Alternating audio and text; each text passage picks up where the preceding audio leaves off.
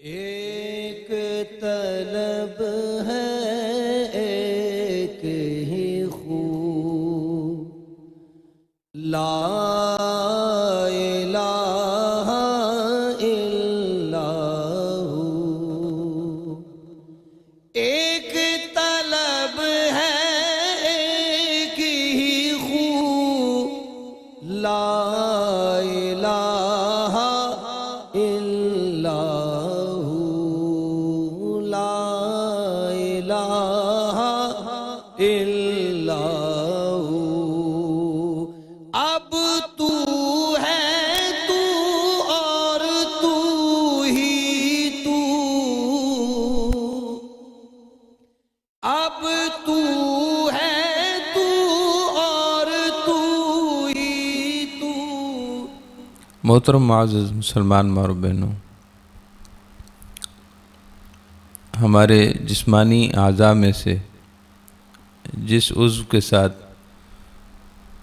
سب سے زیادہ گناہ ہوتے ہیں یا گناہ ہونے کا امکان رہتا ہے وہ زبان ہے۔ جسمانی اعضاء میں سے ہر ایک عضو گناہ کا ذریعہ بھی بن سکتا ہے اور وہ نیکی کا وسیلہ اور ذریعہ بھی بن سکتا ہے۔ اللہ رب العزت نے ہمیں جسمانی جو صلاحیتیں عطا فرمائی ہیں ان کا استعمال نیکی میں بھی ممکن ہے اور ان کا استعمال گناہ میں بھی ممکن ہے۔ سو اب یہ بندے کا اختیار ہے۔ اللہ رب العزت نے ہمیں حق کا راستہ بھی سجا دیا ہے، بتا دیا ہے اپنے انبیاء کرام کے ذریعے، اور بدی کا راستہ بھی اس کا تعین فرما دیا ہے کہ غلط کیا ہے، گناہ کیا ہے۔ ہمیں جنت کا راستہ بھی بتا دیا گیا اور وہ راستہ جو جہنم کی طرف لے جاتا ہے اس کی شناخت بھی ہمیں کرا دی گئی ہے۔ اعمال صالحہ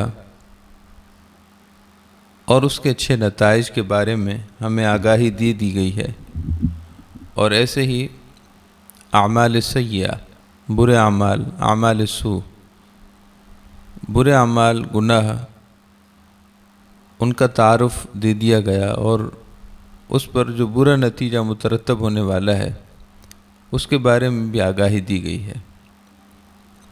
اللہ تعالیٰ کا ارشاد پاک ہے، قرآن شریف کی آیات ہیں، فَأَلْهَمَهَا فُجُورَهَا وَتَقْوَاهَا، کہ ہم نے نفس انسانی کو، ہم نے انسان کو فجور اور تقوی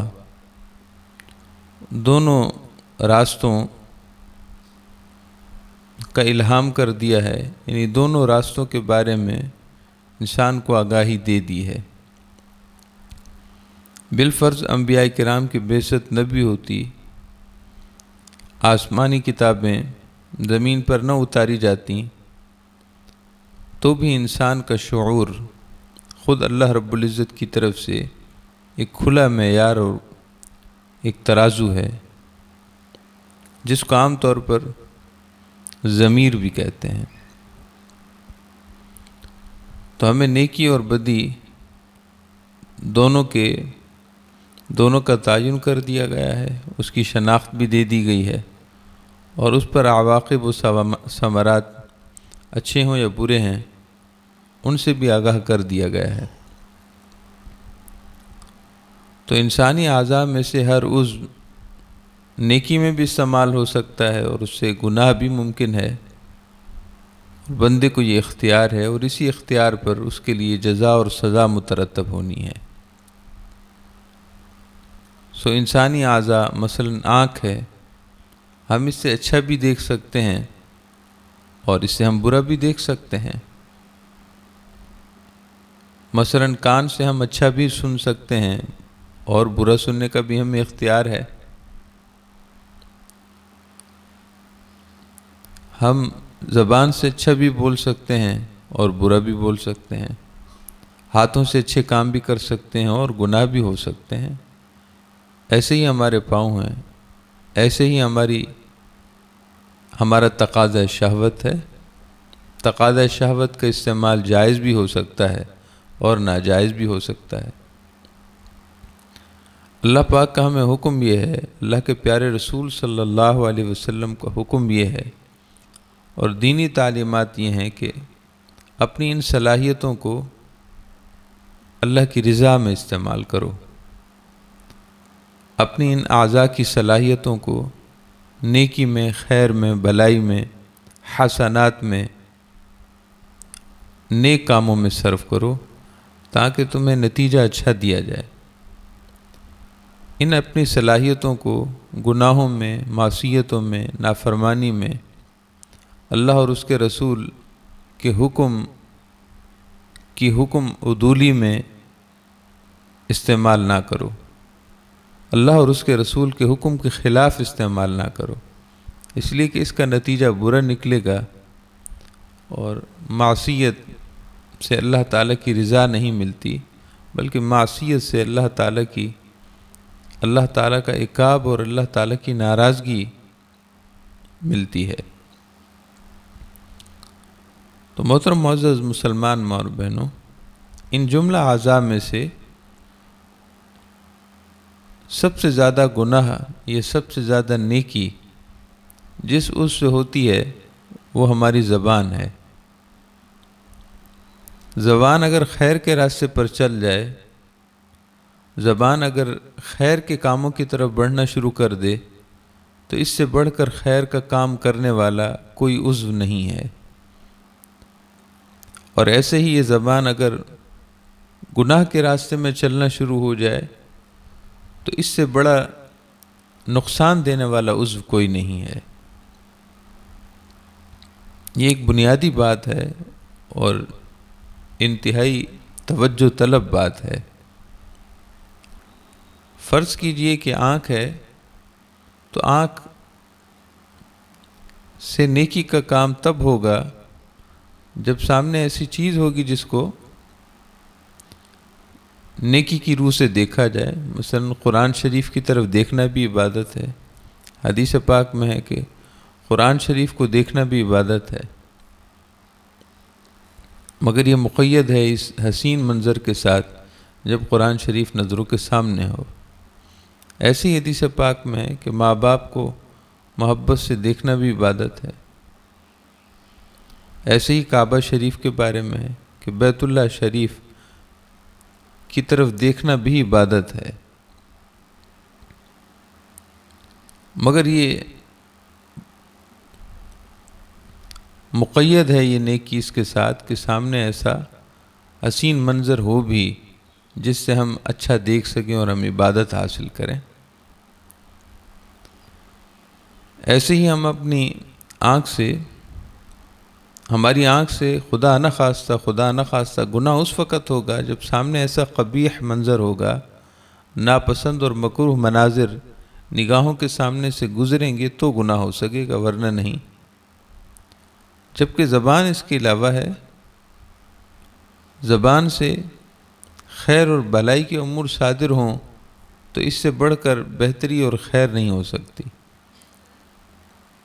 مثلا اگر ہم نے کسی کو دین کی بات سکھائی اور سمجھائی ہے، مثلا ہم نے قرآن پاک کی تلاوت کی ہے، درود پاک پڑھا ہے، استغفار پڑھا ہے، تسبیحات اور تحلیلات پڑھی ہیں، ہم نے امر بالمعروف نہی عن المنکر کا کام کیا ہے، تو اس سب سے بڑی نیکیوں میں سے ہے. امر بالمعروف نیکی کا کام پہچان کر دوسروں کو بھی آگاہی دینا اور برائی کو پہچان کر جان کر دوسروں کو بھی برائی سے روکنا، یہ امر بالمعروف نہی عن المنکر کہلاتا ہے. اور ہماری ساری کتابوں میں لکھا ہے، حدیث کی کتابوں میں لکھا ہے کہ ایمان کے بعد سب سے بڑے کاموں میں سے یہ بڑا کام ہے. یہ من عزم الامور ہے. من عزم الامور کا مطلب یہ بڑی نیکی اور بڑی ہمت کے کاموں میں سے ہے. اور انبیاء کرام کی آپ بعثت دیکھیے، ان کی بعثت کا مقصد ہی یہی رہا کہ وہ امر بالمعروف نہی عن المنکر کا پیغام لے کر آئے، داعی بن کر آئے. اور پھر جب وہ اس دنیا سے پردہ فرما ہوئے تو انہوں نے امر بالمعروف نہی عن المنکر کا کام کرنے والوں کی ایسی جماعت تیار کر دی، ایسی ٹیم انہوں نے تیار کر دی کہ وہ تو اس دنیا سے بظاہر پردہ فرما ہو گئے، لیکن ان کے مشن پر کام ہوتا رہا۔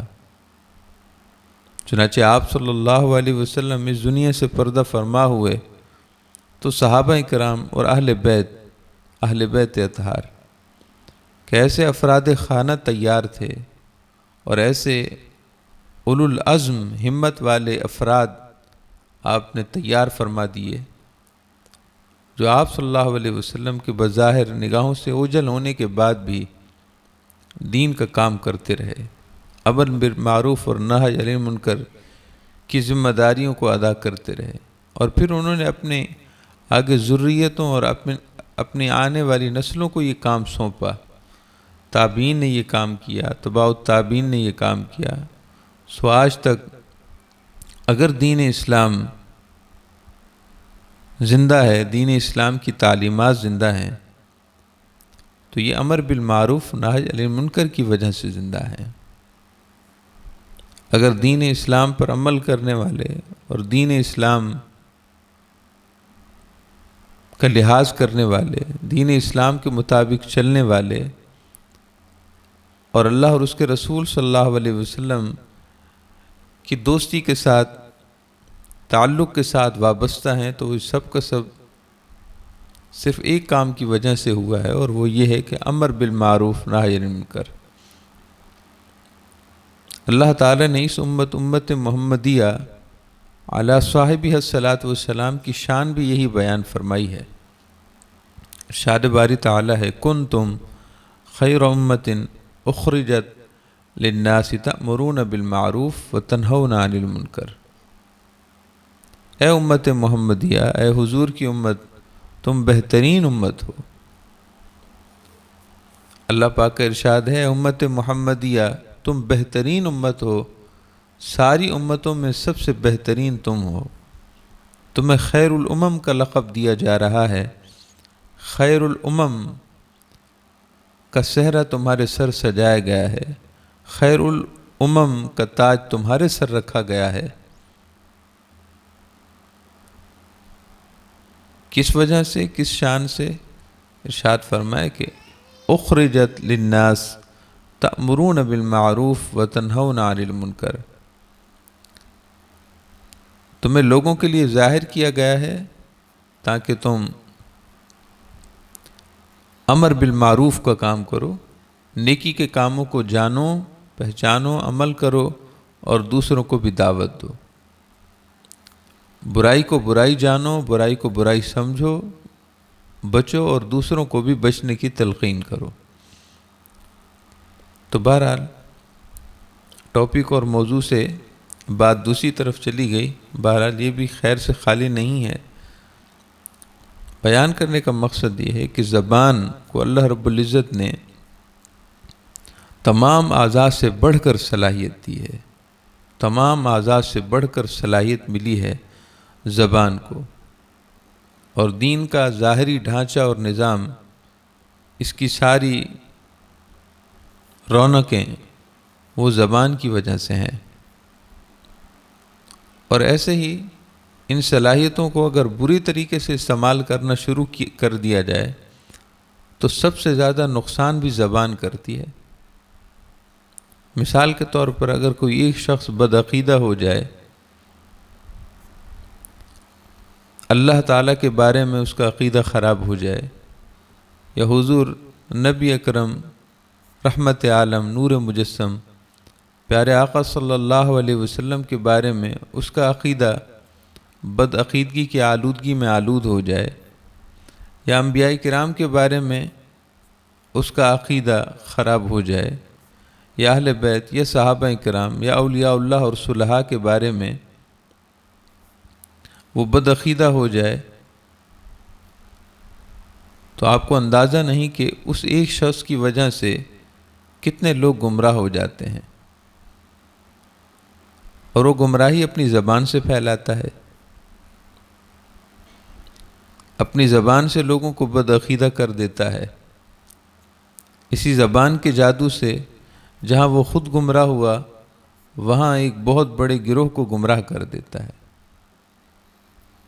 اور عقیدے کی گمراہی کا مطلب یہ ہے کہ پھر اعمال کا اعتبار نہیں ہوتا، کیونکہ نیک اعمال کی عمارت وہ عقیدے کی صحت پر مبنی ہے۔ عقیدہ صحیح ہے، اعتقاد صحیح ہے تو اعمال بھی قابل قبول ہیں۔ اور اگر خدا نہ خواستہ عقیدے میں گڑبڑ ہو گئی اور وہ عقیدے جو فرض تھے، وہ عقیدے جو اللہ اور اللہ کے رسول کے بارے میں، انبیاء کرام کے بارے میں، فرشتوں کے بارے میں، یوم آخرت کے بارے میں، جن کا رکھنا فرض اور ضروری تھا، جب وہاں گڑبڑ ہوتی ہے تو پھر اعمال کا کوئی اعتبار نہیں ہوتا۔ تو آپ اس قدر سے جانیے کہ زبان کی وجہ سے جب گناہ ہونا شروع ہو جائیں تو ایمان بھی خراب ہو جاتا ہے۔ بعض دفعہ بندہ سمجھتا ہے کہ میں صاحب ایمان ہوں، حالانکہ وہ صاحب ایمان نہیں رہتا، چونکہ عقیدے میں خرابی آ جاتی ہے۔ اس وجہ سے بعض بدعقیدہ لوگوں نے یہاں تک کہہ دیا، آپ اس بات سے اندازہ کیجئے گا کہ عقیدے کی خرابی زبان سے کیا کچھ نکلوا دیتی ہے۔ بعض لوگوں نے یہاں تک کہہ دیا کہ امتی نیک اعمال میں نبی سے بھی بڑھ جاتا ہے، معاذ اللہ، استغفر اللہ۔ بعض دفعہ امتی اتنے نیک عمل کرتا ہے کہ اپنے نبی سے بھی زیادہ عمل کرنے لگ جاتا ہے، استغفر اللہ۔ اب آپ دیکھیے کہ عقیدے کی خرابی تھی تو زبان سے کس قدر بے باکانہ جملہ ادا ہو گیا، جس کو ایک عام بندہ بھی سمجھ لیتا ہے کہ بہت غلط بات ہوئی ہے۔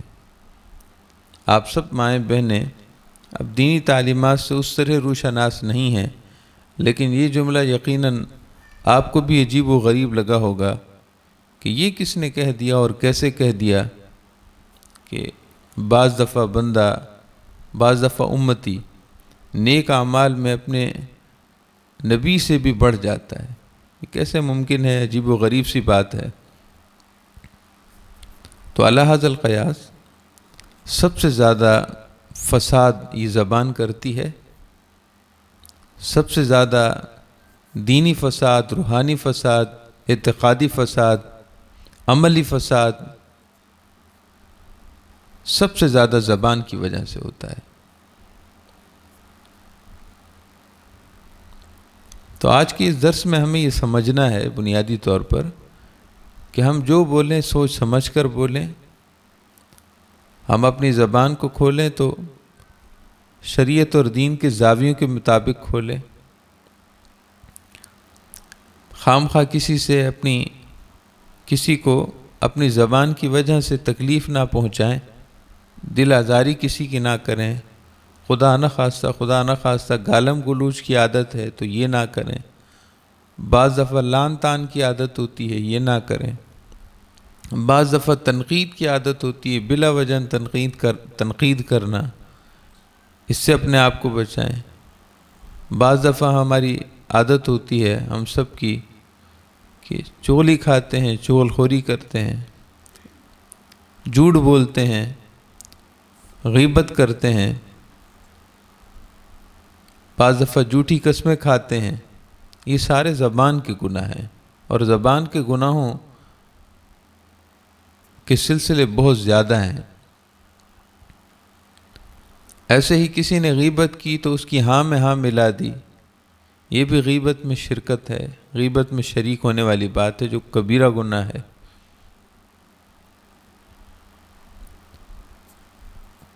تو نبی اکرم صلی اللہ علیہ وسلم نے ارشاد فرمایا کہ تم اگر زبان کی حفاظت کی ذمہ داری قبول کر لو، تم اگر زبان کی حفاظت اور زبان سے ہونے والے گناہوں سے بچنے کی ذمہ داری تم لے لو تو تمہارے لیے جنت کی ذمہ داری میں لیتا ہوں۔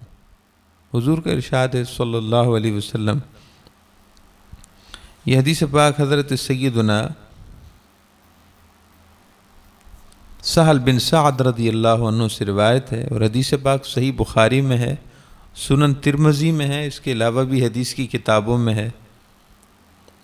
نبی اکرم صلی اللہ علیہ وسلم نے ارشاد فرمایا کہ من یضمن لی ما بین لحییہ وما بین رجلیہ اضمن لہ الجنہ۔ ارشاد فرمایا کہ دو جبڑوں کے درمیان والی چیز یعنی زبان اور دونوں ٹانگوں کے درمیان والی چیز یعنی تمہارا تقاضا شہوت، تمہارا تقاضا شہوت، ان دو چیزوں کے شر سے اپنے آپ کو بچانے کی ذمہ داری لے لے جو کوئی اب اپنی زبان کے شر سے اپنے آپ کو بچانے کی ذمہ داری لے لے اور اپنے شہوت کے تقاضے کے شر سے اپنے آپ کو بچانے کی ذمہ داری لے لے، یعنی وہ اپنی عصمت کی حفاظت کرے گا، اپنی عصمت کی، اپنی عزت کی حفاظت کرے گا اور فواحش اور بے حیائی کی طرف نہیں جائے گا۔ جو کوئی ذمہ داری لے لے اپنی زبان کی شر سے بچنے کی اور اپنے تقاضا شہوت کی شر سے بچنے کی، ارشاد فرمایا اضمن لہ الجنہ، اس کے لیے جنت کی ذمہ داری میں لے لیتا ہوں۔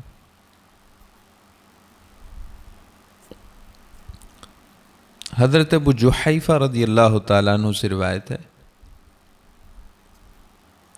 رسول اللہ صلی اللہ علیہ وسلم نے ایک دن صحابہ کرام کی موجودگی میں صحابہ سے پوچھا ای الاعمال احب الی اللہ، اے صحابہ مجھے بتائیے اللہ تعالیٰ کو سب سے زیادہ پسند کون سا عمل ہے؟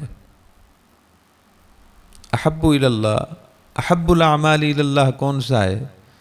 اللہ پاک کی بارگاہ میں سب سے زیادہ پسندیدہ عمل کون سا ہے؟ فسکتوا، صحابہ کرام خاموش رہے۔ صحابہ کرام جانتے تھے کہ حضور ہمیں متوجہ کر رہے ہیں، سو صحابہ کرام متوجہ ہو گئے اور خاموش رہے، کسی نے کوئی جواب نہیں دیا۔ نبی اکرم صلی اللہ علیہ وسلم نے ارشاد فرمایا کہ ہوا حفظ اللسان، اللہ پاک کو سب سے زیادہ پسندیدہ عمل یہ ہے کہ زبان کی حفاظت رہے۔ زبان کی حفاظت اللہ پاک کو سب سے زیادہ پسند ہے۔ حضرت سیدنا عطا ابن یسار رضی اللہ تعالیٰ عنہ سے روایت ہے، رسول اللہ صلی اللہ علیہ وسلم نے ارشاد فرمایا، صحابہ کرام اور حضور کے اہل بیت افراد، اہل بیت اطہار میں سے کئی موجود تھے، صحابہ کرام موجود تھے حضور کی بارگاہ میں۔ آپ صلی اللہ علیہ وسلم نے ارشاد فرمایا کہ من وقاہ اللہ شر اثنین ولج الجنہ، جس شخص کو اللہ تعالیٰ نے دو چیزوں کے شر سے بچا لیا تو اللہ پاک نے اسے جنت میں داخل کر دیا۔ جسے اللہ تعالیٰ نے دو چیزوں کے شر سے بچا لیا تو اسے جنت میں داخل کر دیا۔ ایک صحابی کھڑے ہوئے، انہوں نے عرض کی یا رسول اللہ صلی اللہ علیہ وسلم الا تخبرنا، اے اللہ کے پیارے رسول صلی اللہ علیہ وسلم کیا وہ دو چیزیں آپ ہمیں بتائیں گے نہیں؟ دیگر صحابہ خاموش رہے۔ وہ جو صحابی تھے انہوں نے عرض کی، جب حضور نے فرمایا کہ دو چیزوں کے شر سے جسے اللہ نے بچا لیا اسے جنت میں داخل کر دیا، تو صحابی سے صبر نہ ہوا، انہوں نے عرض کی یا رسول اللہ صلی اللہ علیہ وسلم وہ دو چیزیں آپ ہمیں بتائیں گے نہیں؟ نبی اکرم صلی اللہ علیہ وسلم خاموش رہے اور پھر دوبارہ ارشاد فرمایا کہ جسے اللہ تعالیٰ نے دو چیزوں کے شر سے بچا لیا وہ اسے یقیناً اللہ نے جنت میں داخل کر دیا۔ پھر وہ صحابی کھڑے ہوئے، انہوں نے عرض کی الا تخبرنا، یا رسول اللہ آپ ہمیں بتائیں گے نہیں وہ دو چیزیں؟ آپ صلی اللہ علیہ وسلم دوسری بار بھی خاموش رہے اور تیسری بار دوبارہ آپ نے جملہ دہرا دیا، وہی جو پہلے ارشاد فرمایا کہ جسے اللہ تعالیٰ نے دو چیزوں کے شر سے بچا لیا اسے جنت میں داخل کر دیا۔ پھر صحابی کھڑے ہوئے، عرض کی الا تخبرنا یا رسول اللہ صلی اللہ علیہ وسلم، یا رسول اللہ کرم، آپ ہم پر کرم فرما دیں، ہمیں وہ دو چیزیں بتائیں، کیا آپ ہمیں وہ بتائیں گے نہیں؟ تو حضور کا اس طرح 3 بار ارشاد فرمانا یہ کیوں تھا؟ حدیث پاک آگے ہے، حضور نے وہ ذکر فرمائی ہیں، لیکن یہ انداز گفتگو، انداز کلام، یہ اس مضمون کی اہمیت کی طرف متوجہ کرنا مقصود تھا۔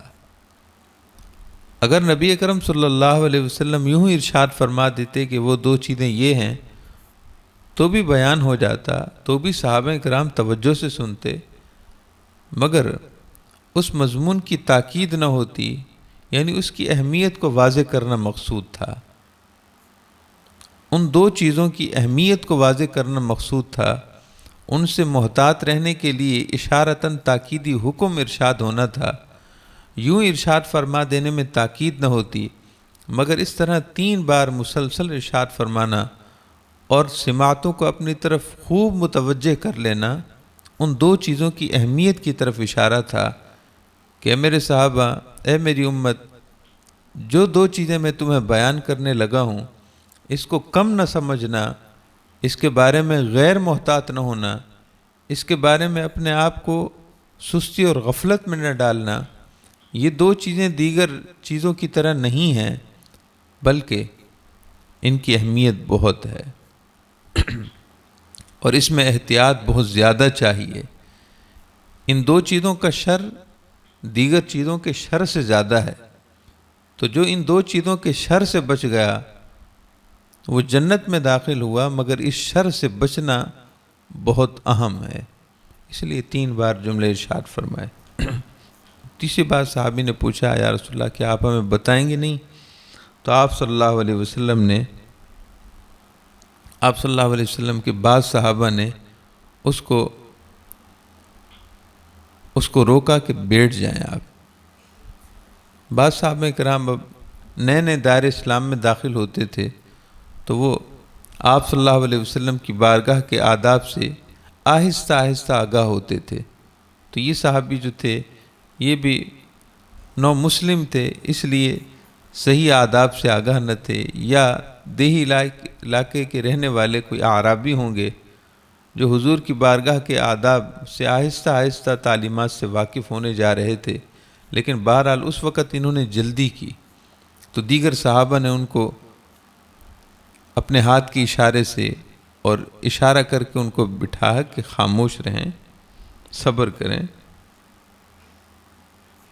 فَأَسْكَتَهُ رَجُلٌ إِلَى جَنْبِهِ، ان کے برابر والے صحابی نے ان کو ان کے پہلو پر تھپکی دی کہ بیٹھ جائیں، خاموش رہیں۔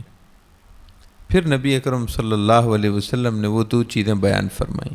ارشاد فرمایا کہ مَنْ وَقَاهُ اللَّهُ شَرَّ اثْنَيْنِ وَلِجَ الْجَنَّةِ مَا بَيْنَ لَحْيَيْهِ وَمَا بَيْنَ رِجْلَيْهِ مَا بَيْنَ لَحْيَيْهِ وَمَا بَيْنَ رِجْلَيْهِ مَا بَيْنَ لَحْيَيْهِ وَمَا بَيْنَ رِجْلَيْهِ۔ ارشاد فرمایا کہ جسے اللہ تعالیٰ نے دو چیزوں کے شر سے بچا لیا اسے جنت میں داخل کر دیا، اور وہ دو چیزیں دو جبڑوں کے درمیان والی چیز اور دو ٹانگوں کے درمیان والی ہے۔ پھر دوسری بار بھی یہی فرمایا اور تیسری بار بھی یہی فرمایا۔